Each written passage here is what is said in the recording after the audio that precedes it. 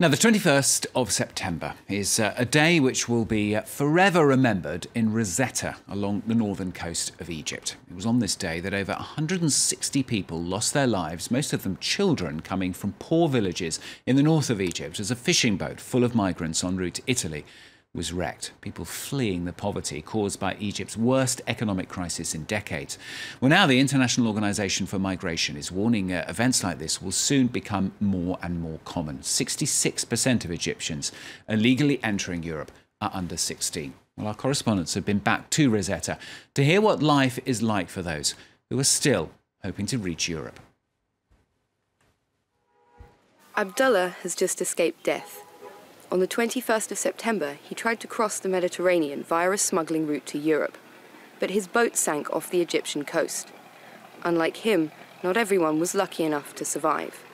This young man of just 17 lost his closest friends and is now haunted by images of the sinking. That's the boat that sank there, and here you can see the people who drowned. I managed to grab hold of a piece of wood in the water and God protected me. He sent a boat of local fishermen to find me. They were from our village. But until now, I still don't have any news about two of my friends. They've disappeared. We don't know where they are. Perhaps that means they drowned too. Abdullah's two friends were 15 and 16 years old. Like them, more and more minors are risking their lives to flee Egypt. Last year, 66% of illegal Egyptian arrivals in Italy were under 18. The village of Gezeret al-Khadra in the north of the country witnessed many of its youth die in the last sinking. The Abu Mustafa family, who live in miserable conditions, had pressured two of their adolescent children to brave the sea.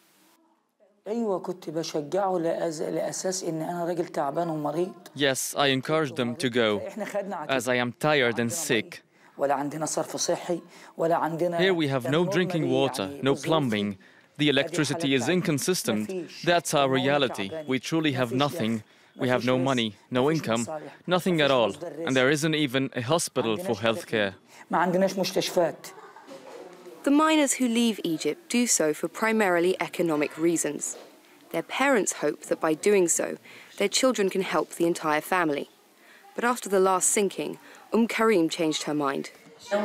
Even if we have nothing to eat, trying to cross over is just no longer worth it. Because it was too terrible seeing the corpses of those people and those of our children. To encourage miners not to leave, a local organisation helps the poorest to build houses. Today, Walid Abdel Khalid has come to see the latest progress. But he is well aware that this support is limited. With help from the government as well as the international community, we're trying to bring stability for the youth here so that they no longer want to chance the sea. But to do that, you need two things: a decent place to live and a job. We've begun to do what we can to give them adequate living conditions, but there's still no work in these villages. The government says that from its perspective, development is key to ensure Egyptian youth stay in the country. Yet until now, no concrete action has been taken in the poorest governorates, regions traditionally abandoned by the state. For their part, the Interministerial Committee charged with the fight against illegal immigration says that Egypt cannot handle this alone. Instead of spending money on patrols and security, I would like it if Europe financed development projects in Egypt, taking into consideration the needs of those governorates which have a higher level of illegal migration.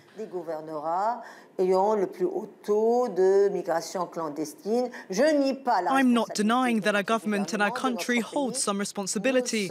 We are responsible and support is welcome. That will be beneficial for us and for you. Today, Egypt is trapped in a deep economic crisis. The youngest, in spite of the dangers of crossing, are fixated on just one idea: the dream of Europe, their own El Dorado. In Gezeret al-Khadra, Karim and his friends plan to leave at the end of winter. We have no work. We have no real work. For me, driving my tuk-tuk all day is exhausting, and I only make 15 guinea. That doesn't even buy you clothes. There's no education here. I don't know how to read and write. But in Europe, you have a good life. You have money and people work. In these villages, the youth treasure the stories of migrants who managed to make their fortunes in Europe. but they often forget that the journey from Egypt to Italy is one of the most dangerous routes across the Mediterranean.